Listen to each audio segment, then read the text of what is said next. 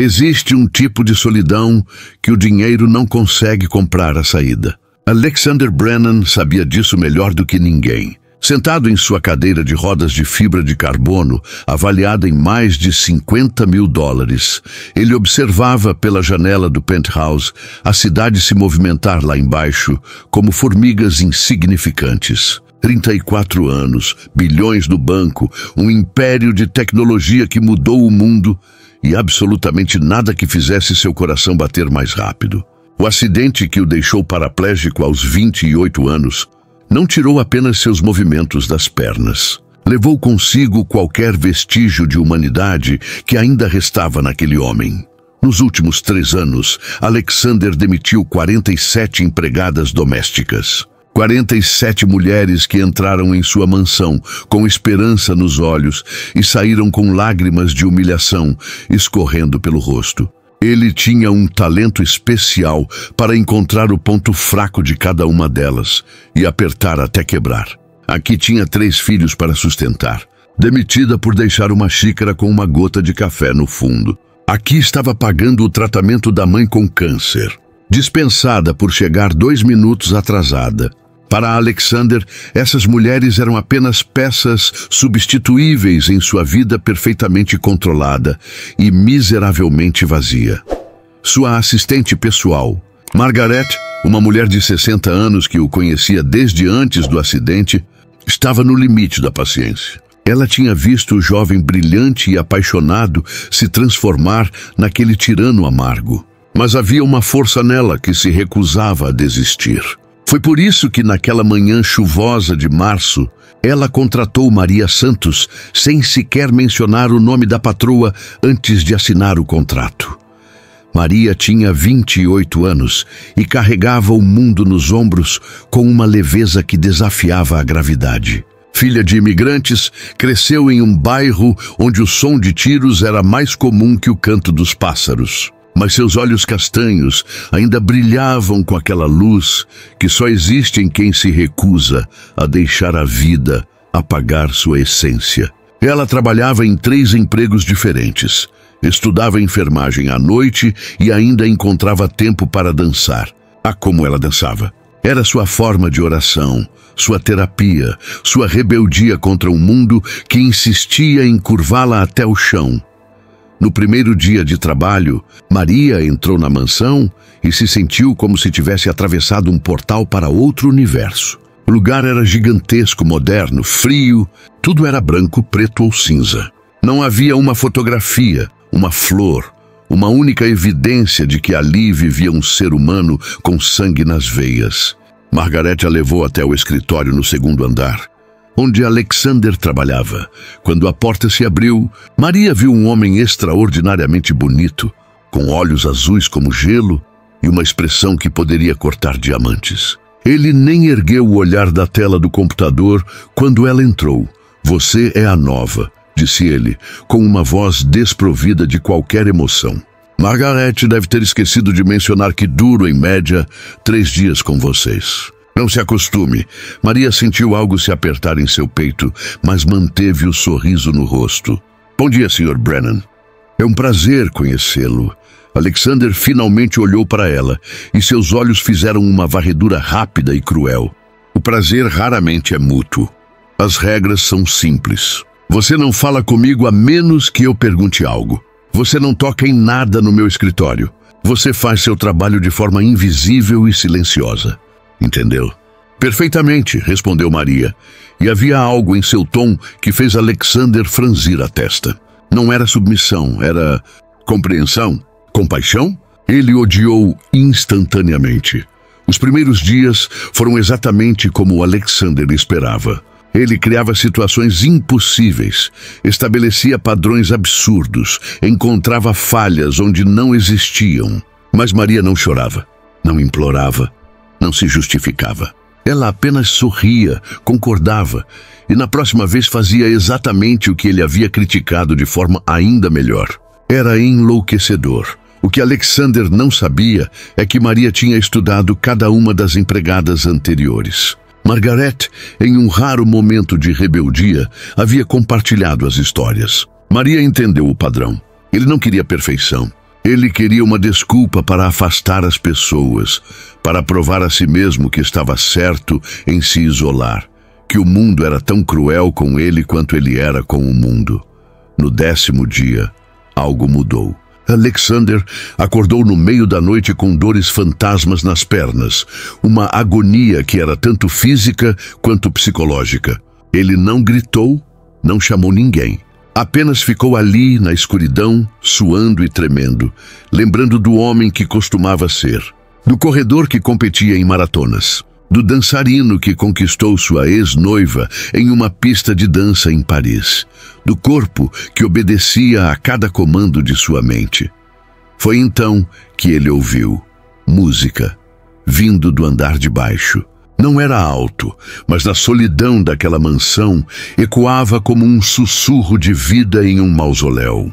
Alexander, movido por uma curiosidade que há anos não sentia, dirigiu sua cadeira até o corredor e desceu pelo elevador privativo. A sala de estar estava fracamente iluminada.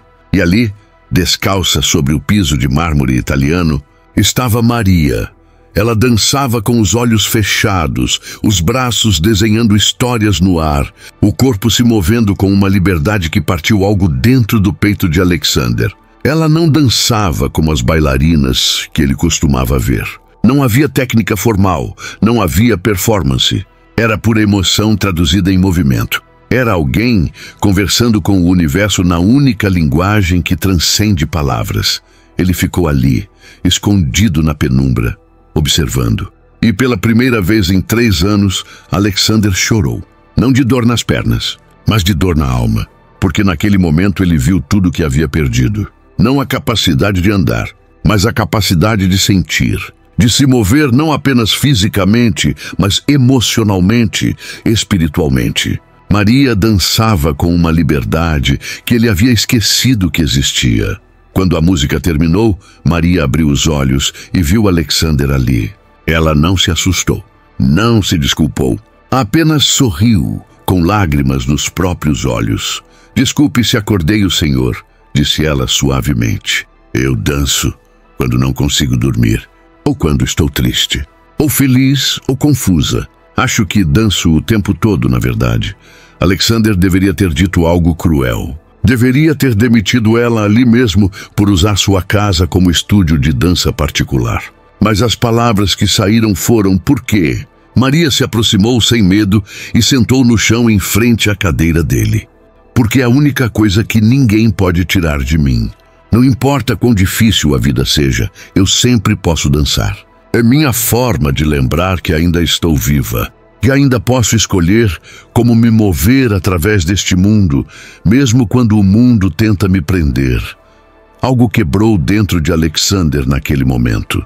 "Eu costumava dançar", disse ele, e foram as primeiras palavras verdadeiras que saíram de sua boca em anos, antes do acidente. "Eu amava dançar. E agora?" perguntou Maria. "Agora eu não consigo. Não pode mover as pernas ou não pode se mover?" Ela desafiou gentilmente. Alexander sentiu raiva subir, mas então viu os olhos dela. Não havia julgamento, não havia pena. Havia um convite. Maria se levantou e estendeu a mão. "Posso lhe mostrar algo?" Contra todos os seus instintos, Alexander colocou a mão na dela. Maria ligou a música novamente, mas desta vez era algo lento, algo profundo. Ela começou a dançar. Mas agora sua dança incluía a cadeira dele. Ela girava ao redor, suas mãos tocavam os ombros dele, guiava movimentos dos braços dele. Não era pena, era parceria. Ela não estava dançando para ele ou apesar dele. Estava dançando com ele. "A dança não está nas pernas", Maria sussurrou enquanto guiava os braços dele em movimentos fluidos. "Está no coração. Você pode se mover. Você apenas esqueceu como. Algo extraordinário aconteceu." Alexander sentiu. Pela primeira vez desde o acidente, ele não estava preso àquela cadeira. Ele estava se movendo com ela, através dela, além dela. Seus braços desenhavam no ar. Seu torso se inclinava com a música. Sua cabeça se movia. Ele estava dançando, diferente, mas dançando. Quando a música terminou, Alexander percebeu que estava sorrindo. Realmente sorrindo. e também percebeu que estava chorando. Maria se ajoelhou novamente e desta vez pegou o rosto dele entre as mãos com uma ternura que ele não recebia há tanto tempo que doía.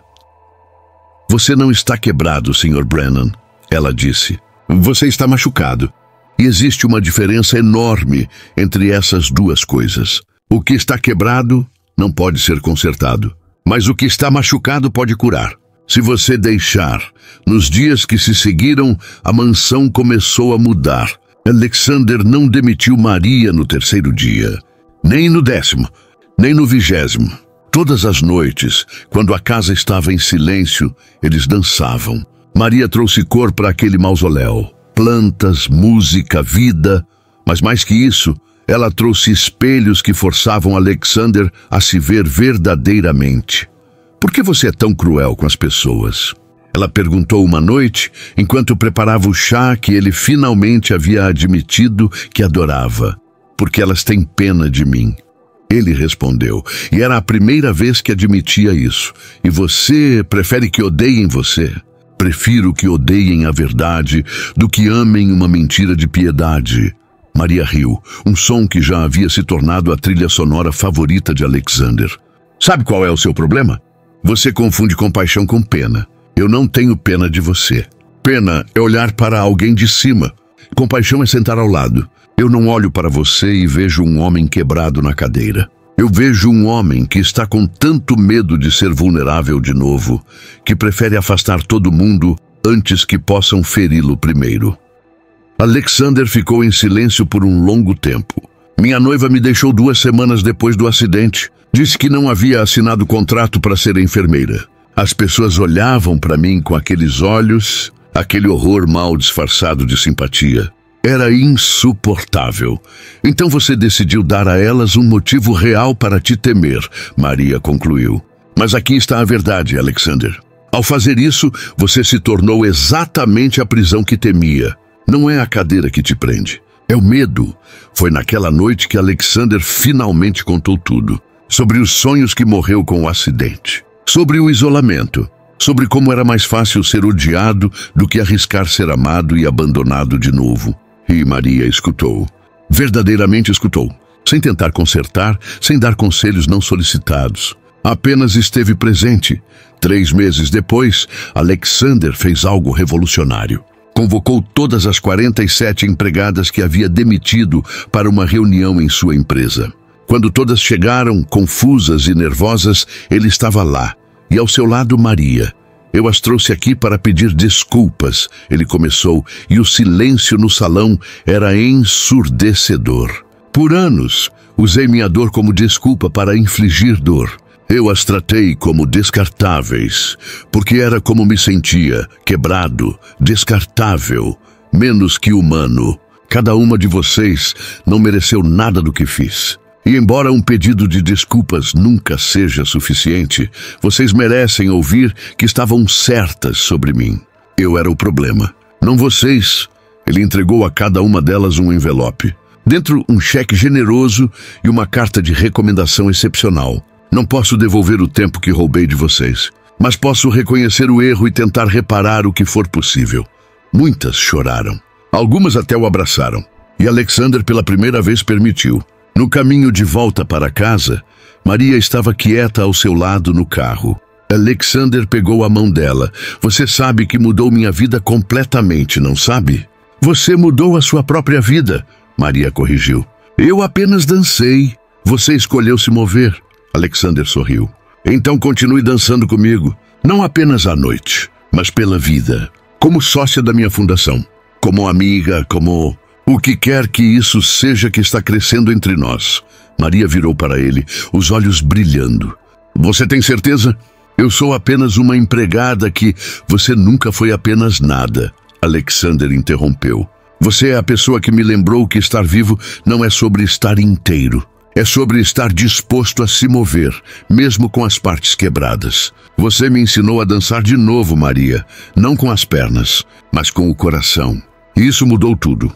1 ano depois, a Fundação Brennan Santos inaugurava seu primeiro centro de reabilitação que não focava apenas no corpo, mas na alma. Dança-terapia. arte, música. Espaços onde pessoas com deficiência podiam redescobrir não suas limitações, mas suas infinitas possibilidades de se mover através do mundo.